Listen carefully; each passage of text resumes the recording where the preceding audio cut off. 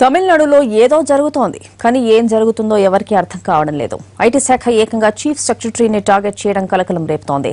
ఇదంతా రాజకీయ చదరంగంలో భాగమేనా? మరి కేంద్రం ఎవరిని టార్గెట్ చేసింది? పన్నీర్ సెల్వంనా లేక శశికళనా?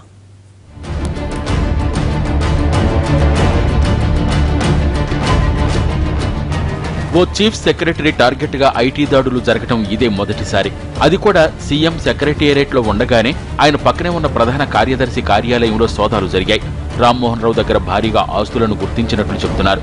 ఎంత దొరికింది ఏంటన్నది పక్కన పెడితే తమిళ రాజకీయ చదరంగంలో ఈ దాడులు భాగమేనని తెలుస్తోంది. నేతలు కొట్టుకుని తమ గుట్టు కేంద్రం చేతిలో పెట్టడం వల్లనే ఈ పరిస్థితి అని తెలుస్తోంది.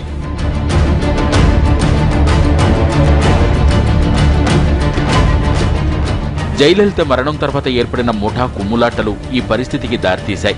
శేఖర్ రెడ్డిపై దాడి చేసి భారీగా నగలు స్వాధీనం చేసుకోవడానికి ముందే చాలా కథ నడిచింది. అమ్మ ఆసుపత్రిలో ఉన్నప్పుడే ఐటీ విభాగం జూలు విదిల్చింది. ముందుగా సీనియర్ మంత్రి పళనిస్వామిని టార్గెట్ చేసింది. ఆయన శశికళకు సన్నిహితులు. దీంతో ఆయన వర్గం శేఖర్ రెడ్డి గురించి ఐటీకి సమాచారం ఇచ్చింది. ఆయన శశికళతో పాటు సీఎం పన్నీర్ సెల్వంతోనూ సన్నిహితంగా ఉంటారు. దీంతో ఐటీ తీగలాగితే శేఖర్ రెడ్డి డొంక కదిలింది. ఆయన ఇచ్చిన సమాచారం మేరకు రామ్మోహన్ రావును టార్గెట్ చేశారు.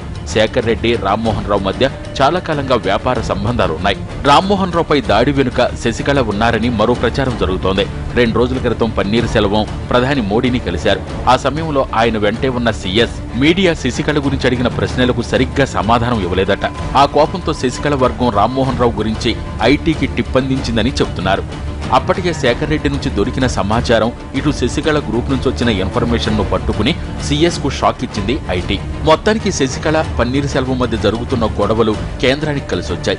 ఇద్దరి జుట్టు కేంద్రం చేతిలో పెట్టారు. ఇప్పుడు ఐటీ కన్ను ఎవరిపై పడుతుందోనని భయంతో వణికిపోతున్నారు. ఉన్న వాటిని కూడా సర్దుకునే పరిస్థితి లేదు.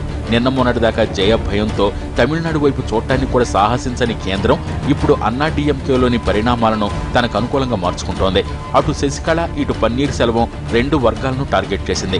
ఎవరైనా తలెగరేస్తే ఓ పట్టుపడతామని పరోక్షంగా హెచ్చరికలు జారీ చేసింది. ఎన్డీఏకు రాజ్యసభలో బలం లేదు. ఇంతకాలం ఏమైనా అవసరమైతే జయ సాయం కోసం చూడాల్సిన పరిస్థితి.